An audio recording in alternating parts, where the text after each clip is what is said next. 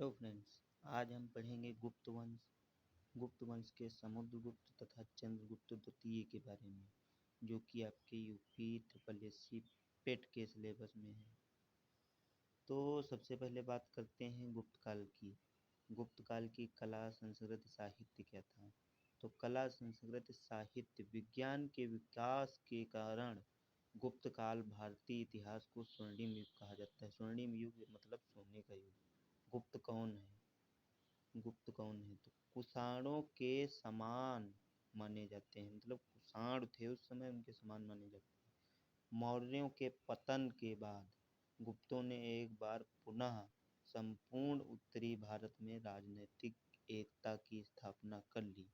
मतलब जो मौर्य थे, जब उनका पतन हुआ उसके बाद गुप्तों ने एक बार पुनः संपूर्ण उत्तरी भारत में, मतलब उत्तर के भारत में राजनीतिक एकता मतलब कब्जा कर लिया फिर से। अब इनके गुप्त काल के जो शासक थे उनका क्रम क्या था, इसके संस्थापक कौन थे, आदि पुरुष कौन था? तो सबसे पहले इनके गुप्त शासकों का क्रम देखते हैं। तो इनके जो पहले शासक थे वो थे श्रीगुप्त। इनको गुप्तों का आदि पुरुष भी कहा जाता है और ये गुप्त वंश के संस्थापक थे। उसके बाद आते हैं घटोत्कच।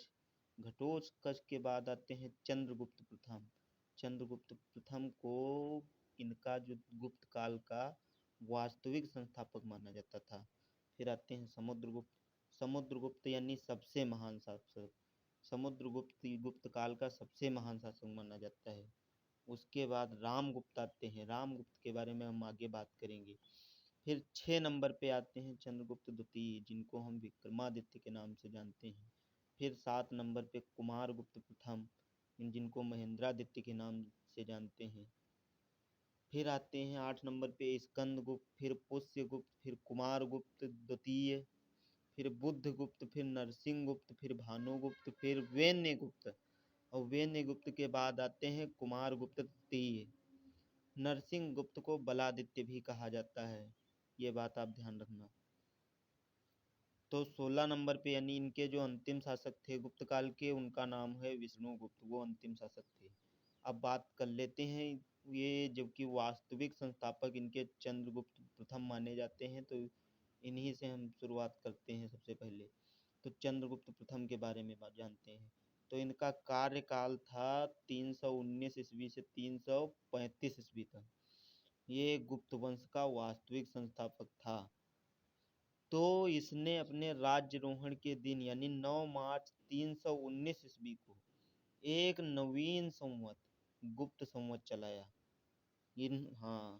मतलब इनका जब राज्यारोहण हुआ था यानी 9 मार्च 319 ईस्वी को, उन्होंने एक नवीन संवत, जिसको हम गुप्त संवत के नाम से जानते हैं, वो उसी दिन चला था। वैशाली की लिच्छवी वंश की राजकुमारी कुमार देवी से विवाह इन्हीं के नाम पर कुमार देवी प्रकार के सोने के सिक्के चलाए। मतलब वैशाली की लिच्छवी वंश की जो राजकुमारी थी कुमार देवी, उनसे इनका विवाह हुआ और उन्हीं के नाम पर कुमार देवी प्रकार के सोने के सिक्के चलाए। और प्रथम गुप्त शासक महाराजाधिराज की उपाधि धारण करने वाला प्रथम शासक था। महाराजाधिराज की उपाधि धारण करने वाला प्रथम शासक था। अब इसके बाद हम बात करते हैं समुद्रगुप्त की। तो समुद्रगुप्त का कार्यकाल की बात करें तो इनका कार्यकाल 335 ईस्वी से 375 ईस्वी तक था। तो ये समुद्रगुप्त जो थे वो गुप्त वंश के सबसे महान शासक थे। अब इनके जानकारी के स्रोत कहाँ से मिलते हैं? प्रयाग प्रशस्ति से इनके जानकारी के स्रोत मिलते हैं। और प्रयाग प्रशस्ति की रचना जो थी वो हरिसेन ने की थी। उत्कीर्ण ये तिलभट्ट और अशोक के प्रयाग कौशाम्बी स्तंभ पर लेख उत्कीर्ण, मतलब जो अशोक का लेख था वो शिलालेख ऐसे ही कुछ था, तो उन्होंने कौशाम्बी स्तंभ पर लेख में इनका नाम उत्कीर्ण किया गया है, मतलब उत्कीर्ण किया गया है, इनका जिक्र वहाँ पर है। तो उस जो है वहाँ पर कौशाम्बी स्तंभ पर जो लेख उत्कीर्ण है वहाँ वहाँ पर कितने लोगों का है? तो सबसे पहले तो है अशोक का। अशोक की हैं लगभग 5 लाइनें, और फिर प्रयाग प्रशस्ति समुद्रगुप्त की उसके नीचे 5 लाइनें। फिर है बीरबल का लेख, और बीरबल का लेख है 4 लाइनें, किसके लिए? अकबर के लिए। फिर उसके बाद आता है जहांगीर का लेख, जहांगीर के लेख में 3 लाइनें हैं। ये जो था इसके सबसे ऊपर शेर था और नीचे इसके जो था वो कमल था, मतलब उल्टा कमल था, ऐसा कुछ था स्तंभ। तो समुद्रगुप्त को 100 युद्धों का विजेता भी कहा जाता है, 100 युद्धों का विजेता। अतः विंसेंट स्मिथ ने समुद्रगुप्त को भारत का नेपोलियन कहा, मतलब भारत का नेपोलियन समुद्रगुप्त को कहा। तो समुद्रगुप्त को उसके सिक्कों में लिच्छवी दौहित्र कहा गया, लिच्छवी दौहित्र कहा गया। लिच्छवी दौहित्र मतलब लिच्छवी दौहित्र का बेटा। और सिक्कों में 6 प्रकार के सोने के सिक्के चलाए। समुद्रगुप्त को उपाधि भी प्राप्त हुई। समुद्रगुप्त को कविराज की उपाधि का उल्लेख मिलता है हमें, कविराज का की उपाधि का उल्लेख। अब समुद्रगुप्त की नीतियां यानी युद्ध नीतियां क्या क्या थी? तो उसकी सबसे पहली नीति थी उत्तर भारत यानी आर्यावर्त प्रसभोद्धरण, और दूसरी थी दक्षिण भारत दक्षिणापथ ग्राह ग्रामोच्छानुग्रह में केवल कर प्राप्त करता था, और ये अप्रत्यक्ष शासन था। ठीक है। तो तीसरे नंबर पर आती है पश्चिमी विदेशी शासन, शक यानी कुषाण। शक मतलब शक कुषाण क्या थे? आत्मनिवेदन, कन्योपायन और गुरुत्वमंदक स्वाविषय मुक्ति और शासन। हाँ, मतलब गुरुमंदक स्वाविषय मुक्ति शासन याचना। फिर 4 नंबर पे आता है उत्तर पूर्व के शासक। उत्तर पूर्व के शासक सर्वकरदानम आज्ञाकरणम प्रणाम आगमन। फिर उसके बाद आता है इनका कहाँ, भानुगुप्त के ऐरण अभिलेख में समुद्रगुप्त को प्रसन्न होने पर कुबेर कहा, और भानुगुप्त के ऐरण अभिलेख में ही समुद्रगुप्त को रुष्ट या नाराज होने पर यमराज के समान माना गया है।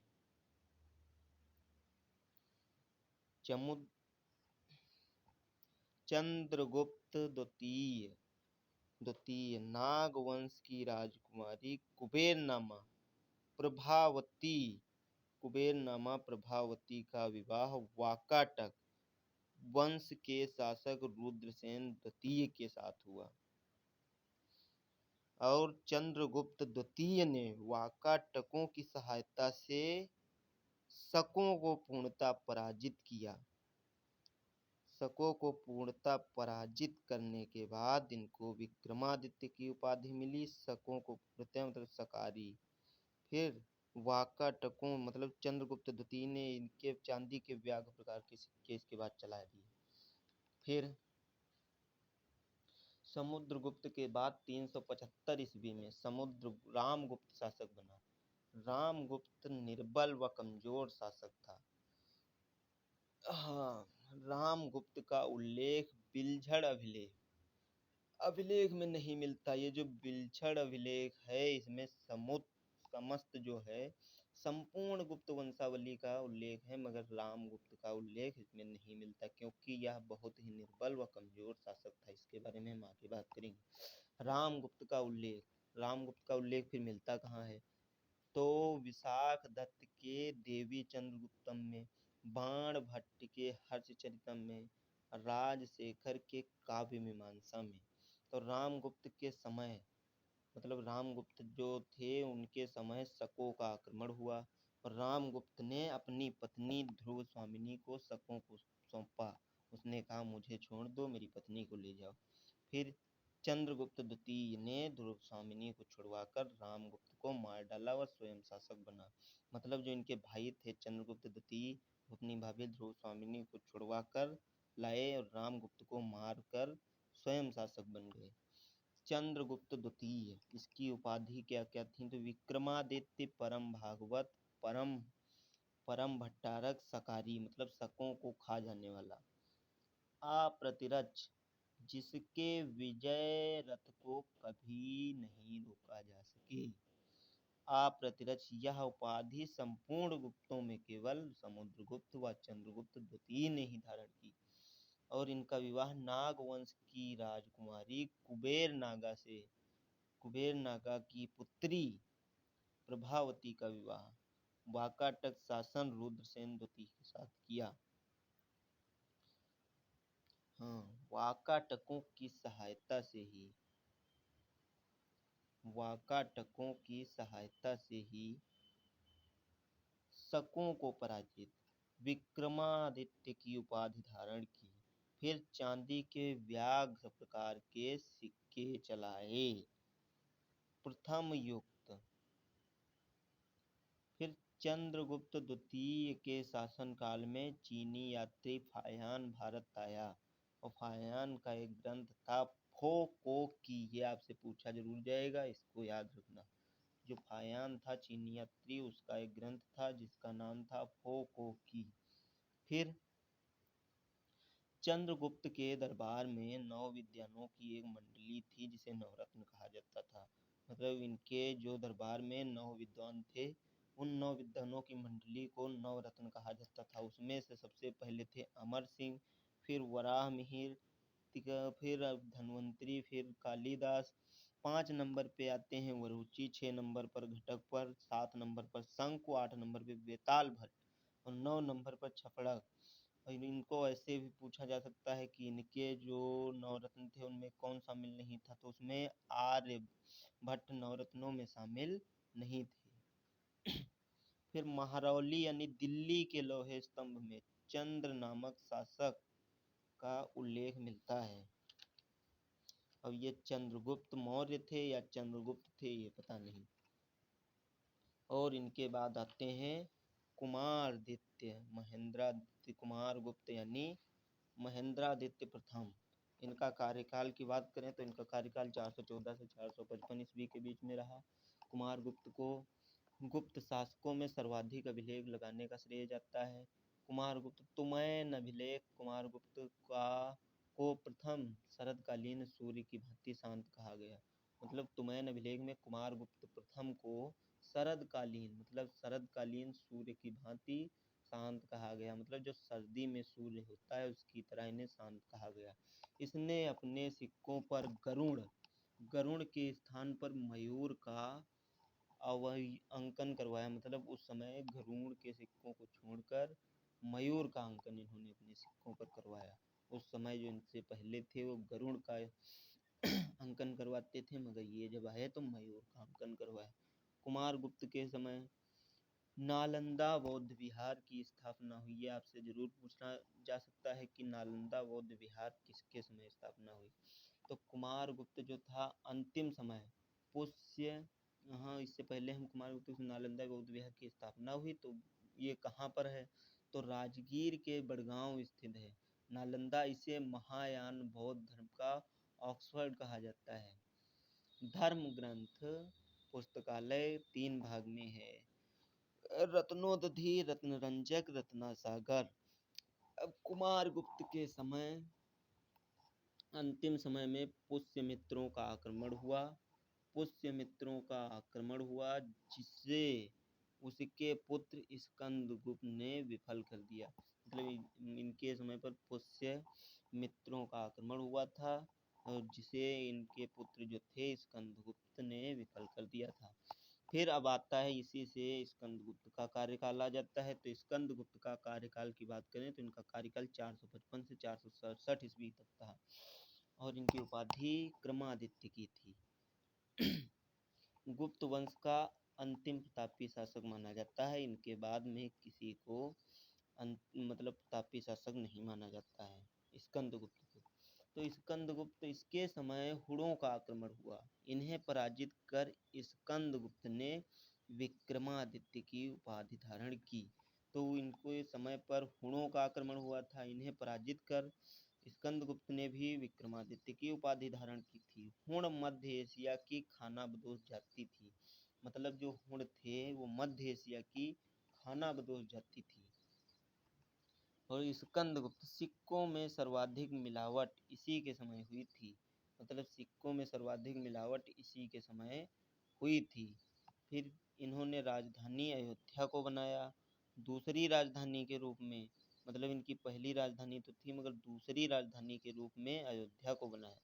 फिर सुदर्शन झील का पुनः निर्माण कराया, तो किसके द्वारा करवाया, तो अपने प्रांतपाल पर्णदत्त के द्वारा, और वह उसके पुत्र चक्रपालित की देखरेख में इन्होंने सुदर्शन झील का पुनः निर्माण करवाया। और ये जो सुदर्शन झील थी, इस झील के किनारे विष्णु मंदिर बनवाया। ठीक है, तो विष्णु मंदिर किसने बनवाया, तो स्कंदगुप्त ने। अब हम बात कर लें गुप्तकालीन संस्कृत के बारे में। तो स्थापत्य कला, शिखर युक्त मंदिरों का निर्माण इस काल की सबसे महत्वपूर्ण विशेषता थी। शिखर युक्त मंदिरों का निर्माण मतलब सभा मंडपों का प्रयोग, मतलब उसमें जो था सभा मंडपों का प्रयोग होता था। शिखर युक्त मंदिरों के निर्माण में सभा मंडपों का प्रयोग होता था। दूसरे अगले पॉइंट की बात करें तो हम भारत के झांसी के देवगढ़ में दशावतार में पहली बार विशाल शिखर का प्रयोग किया गया था। ठीक है, तो मंदिर निर्माण शैलियाँ कैसी होती थी, नगर शैली होती थी। नगर शैली में उत्तर भारत में प्रचलित है नगर शैली। ठीक है, नगर शैली की दूसरी बात करें तो इसको आर्य शैली भी कहा जा सकता था। नगर शैली की विशेषता क्या थी, विशेषता ये थी कि ये विशाल शिखर युक्त मंदिर इसमें बनते थे। विशाल शिखर युक्त मतलब सभा मंडपों का प्रयोग होता था इसमें। अब इसके आगे हम बात करें तो देवगढ़ झांसी दशावतार मंदिर के बारे में, ये भी गुप्तकालीन संस्कृत में बना। ठीक है, तो इसमें शैली प्लस नगर प्लस पंचायतन तीनों से मिलकर बना है। पहली बार 12 मीटर ऊंचे शिखर का प्रयोग किया गया। ठीक है, देवगढ़ झांसी के दशावतार मंदिर में पहली बार 12 मीटर ऊंचे शिखर का प्रयोग किया गया। तो आपसे पूछा जा सकता है पहली बार 12 मीटर ऊंचे शिखर का प्रयोग किस मंदिर में किया गया। ठीक है, तो उसमें आपको देवगढ़ या झांसी दशावतार मंदिर के बारे में जरूर बताना है। फिर 4 सभा मंडप भगवान विष्णु को समर्पित कर दिया। ठीक, विष्णु को शेष सैया पर विराजमान नाभि के कमल, ठीक है, नाभि मतलब विष्णु को उसमें शेष सैया पर विराजमान और उनकी नाभि से कमल निकलते हुए दिखाया गया, और साथ में ही माता लक्ष्मी को पैर दबाते हुए दिखाया गया है। उसके बाद आती है द्रविड़ शैली। ठीक है, नगर शैली के बाद द्रविड़ शैली आती है। देवगढ़ दशावतार के बाद द्रविड़ शैली आती है 2 नंबर पर। ठीक, द्रविड़ शैली को दक्षिण भारत में ये भी प्रचलित है। ठीक, इसकी विशेषता क्या है, विशेषता इसकी जो है वो विशाल प्रवेश द्वार है इसमें। ठीक, गोपुरम या महागोपनम। द्रविड़ शैली में मंदिरों का आकार जो था पिरामिडाकार था, मतलब इनमें जो मंदिर बनते थे वो पिरामिड के आकार के होते थे। फिर तीसरे नंबर पे आती है बेसर शैली। ठीक है, बेसर शैली मतलब खच्चर चच्चर शैली भी इसको कहा जाता है बेसर शैली को। बेसर शैली चालुक्य शासकों द्वारा प्रचलित थी। ये एकायतन शैली थी। एकायतन मतलब ग्रह ग्रह गर्भ ग्रह में एक ही प्रतिमा है। मंदिर को एकायतन शैली कहा जाता है। पंचायतन की बात करें तो गर्भगृह में 5 तक प्रतिमाएं हैं, और 5 में किसकी किसकी, तो विष्णु के बाद शक्ति के बाद शिव के बाद सूर्य के बाद गणेश। अब इसके बाद बात करें तो महामारू शैली आ जाती है। महामारू शैली में क्या है, एक ही स्थान पर अनेक मंदिरों का निर्माण। ठीक है, एक ही स्थान पर मतलब अनेक मंदिर बने, वो महामारू शैली में आता था। उसके बाद तक्षण कला में छैनी व हथौड़े के माध्यम से मतलब छैनी व हथौड़ी के माध्यम से मूर्ति का निर्माण होता था। मूर्ति जो बनती थी वो छैनी व हथौड़े के माध्यम से बनती थी।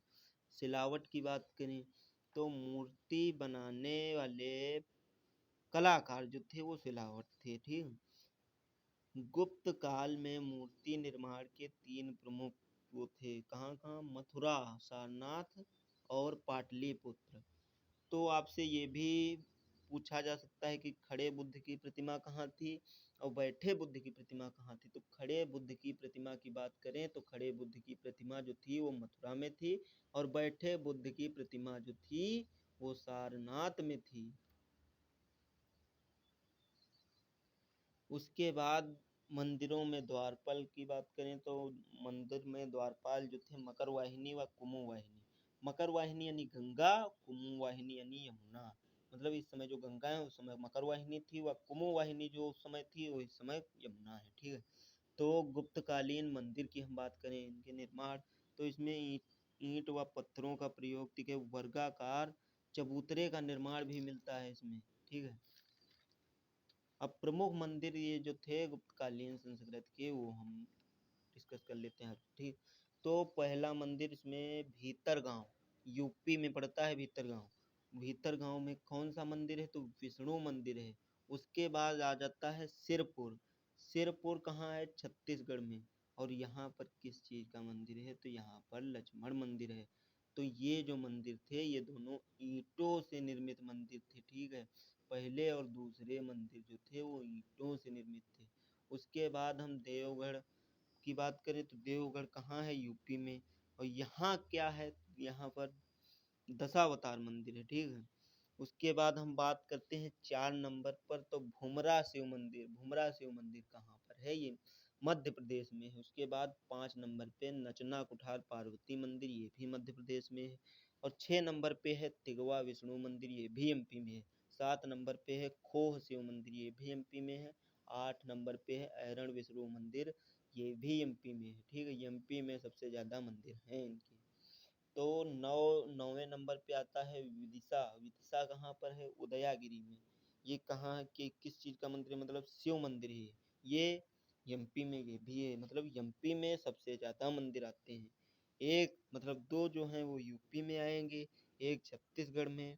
फिर जो हैं बाकी के मतलब जो बचते हैं 6 मंदिर, शायद 6 मंदिर जो हैं वो आएंगे मध्य प्रदेश में। उसके बाद अजंता की गुफाएं। अजंता की गुफाएं कहाँ पर स्थित हैं? तो सभी जानते होंगे, ये महाराष्ट्र के औरंगाबाद के अनिष्ठा नामक गांव में स्थित हैं। ठीक है। अजंता गुफाओं का निर्माण कब हुआ था? मतलब किसने करवाया इनका निर्माण? तो इनका निर्माण जो था वाकाटक वंश के पृथ्वीसेन, मतलब वाकाटक वंश के राजा पृथ्वीसेन के सामंत व्याघ्रदेव को आदेश देकर अजंता की गुफाओं को बनवाया गया। ठीक है। वाकाटक वंश की मतलब वाकाटक वंश मतलब गुप्तकालीन गुफाएं कितनी थी? तो 16-17, मतलब 16-17 गुफाएं थी। और इनकी कुल गुफाओं की बात करें तो इनको जो आपस में जोड़ दीजिए 16-17 को, 29 हो जाएंगी। और 29 में कहाँ? 29 देखो, 29-25 विहार, मतलब बौद्ध विहार जैसे होते हैं तो 25 बौद्ध विहार टाइप की और 4 चैत्य टाइप की। इसकी खोज किसने की? मतलब अजंता गुफाओं की खोज किसने की? तो इनकी खोज 1819 ईस्वी में कनिंघम के द्वारा की गई।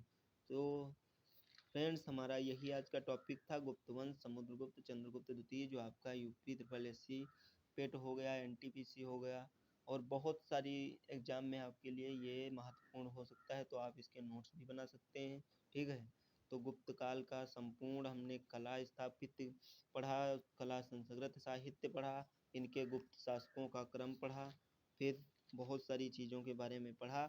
आप इतने अगर याद कर लेंगे तो इसमें से ज़रूर 1-2 नंबर ज़रूर आज आपके आ जाएंगे। ठीक है। तो चलिए दोस्तों, आज के लिए बस इतना ही।